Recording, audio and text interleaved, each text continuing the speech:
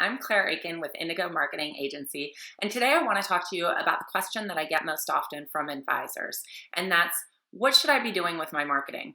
Now, I always think it's a little bit funny when they ask me that because I always ask, well, what are your goals? Because marketing is something that you get out of it what you put into it. So if you really want to grow your business, 15, 20% next year, you're going to act a lot differently and put in a lot more time and energy and resources than if you just want to kind of fine tune your image and pick up a few more referrals. So I understand a lot of advisors don't want to do a whole marketing overhaul all at once. And I think that's because so many of them have gotten burned in the past by expensive marketing plans that offered big promises but didn't really pay off. So I really encourage, if you are on a budget or if you're wary about marketing in general, to start small and see where your results go and then build after that. So I've put together kind of my ideal marketing plan from where you should start and where you would go if the sky's the limit and money was no object. And I'll go through them kind of step by step for you today. So the very first thing I want to start with is your brand image. So number one out of step 1 through 10 is you have to have a good image and brand. So no matter what your DBA is, your logo needs to be top of the line. It needs to be modern. It needs to inspire trust and credibility, and it needs to fit your brand. So I see a lot of advisors with outdated logos or logos that maybe were made for print but don't look good on a website. And I know some of us are sentimentally tied to our logos, but it is important to get a new logo if yours is outdated and it doesn't cost much. Or if you're really tied to your logo, just do a facelift. Consumer brands update their logos every 3 to 5 years, and you should too, to make sure that your logo looks good on your website, that it's designed well, and that it's modern, and that it looks great. So the second thing is your website. Now, you need a website that not only looks good, but also has a lot of horsepower, has a lot of functionality. But I caution people not to go too overboard with a website, just because I see advisors pour so much time and money into expensive websites that aren't going to get them any clients. A website out in the universe doesn't do you any good. It's how much traffic you pull to that website and how you convert that traffic. So focus on the bare bones, the basic functionality of your website. And what I recommend for that is that it looks great, that it's mobile responsive. That's incredibly important because so much of our traffic comes from mobile devices. That it includes forms to capture leads. So what that is somebody can ask a question or they can subscribe to your newsletter right on your website.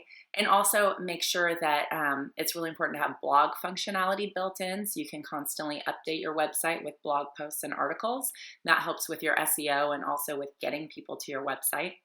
And then also make sure that if you can, that it has event functionality built in so people can register for events on your site. That will save you time and money down the road when you're doing more and more with your marketing.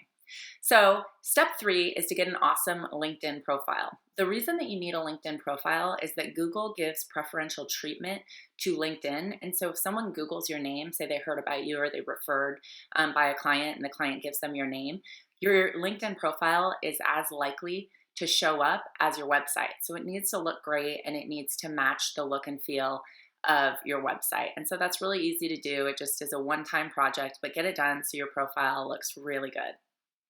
The fourth thing is you need to exist on Google. So a lot of advisors don't know that Google actually has registered, verified business listings, and it's really important to get your business listed so that it'll come up on Google Maps, so that when someone searches from their phone, your phone number will come up and they can click on that link and call you automatically.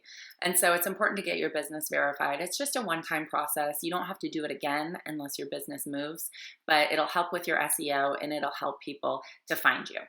So step 5 is creating awesome email campaigns. Now, some advisors are still sending email campaigns from their Outlook with no graphics, just plain text emails, and you really want to move away from that. And the reason is these new email engines offer us a lot of power.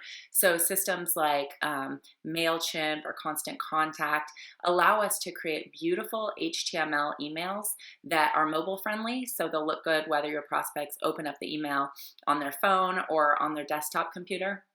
They allow you to do really cool things like A/B testing. So when you send an email, it'll actually send to a small pool of recipients and test your subject line. And then the winning subject line will go out to all of your recipients. And so that's very powerful. And also for tracking. So you want to make sure that you're tracking closely each email campaign that you send. And that's really important to do more of what works. So I recommend HubSpot is great. MailChimp is great.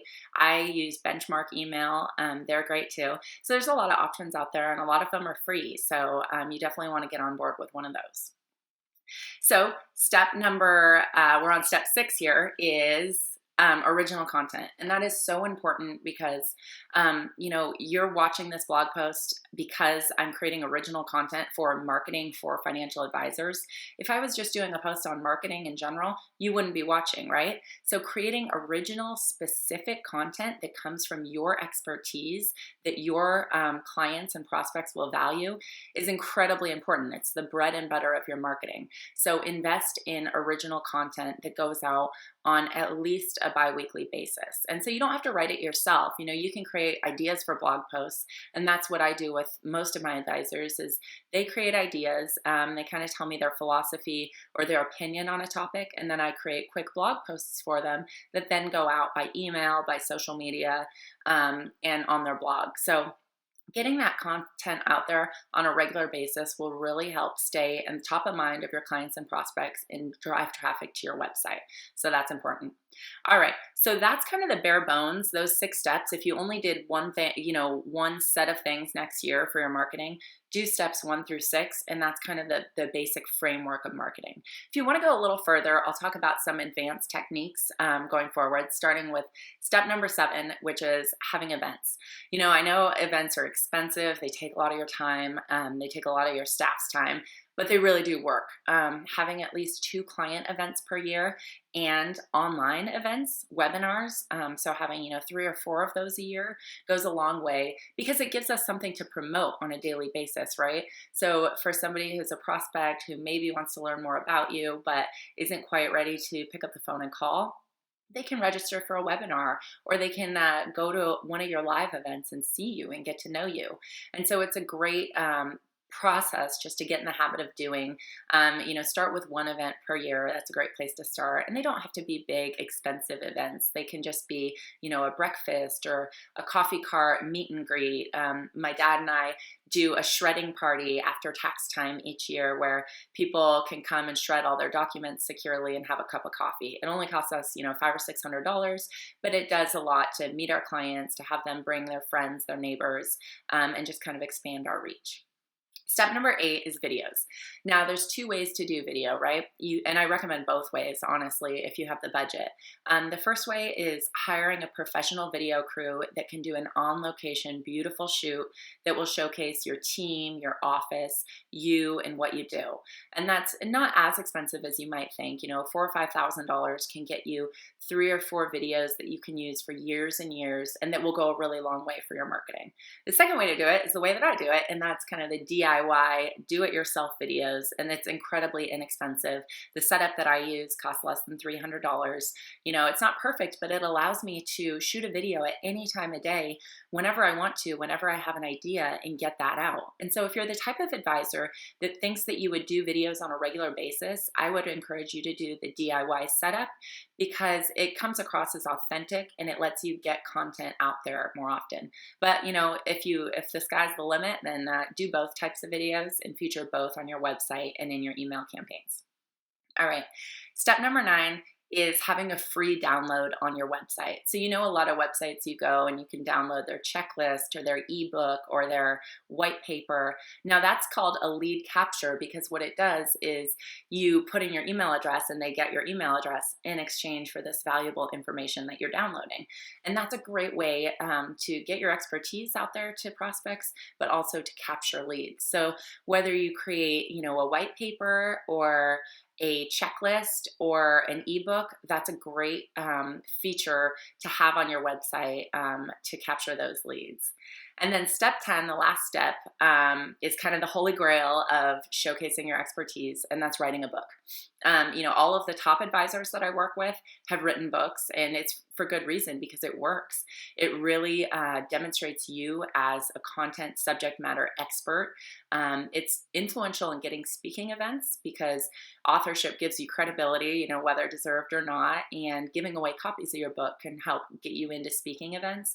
And then for all the people that watched you speak, if they have a copy of your book, they're much, much more likely to become a client because they get to know you over time by reading your book, and they'll eventually convert that way. So the cost is a little bit higher for writing a book, but it's definitely worthwhile. If you've been an advisor for a while, I know that you have a book's worth of content in your knowledge and in your stories, and it's fulfilling to write books, and it's an enjoyable process. So I recommend that maybe, if not this year, in the long term, put that on your to-do list. Anyways, I hope these 10 steps were helpful. If you have any questions at all, let me know. I can help you. I don't accomplish all of these steps through my company, but I can certainly point you in the right direction. So reach out, and thanks for watching.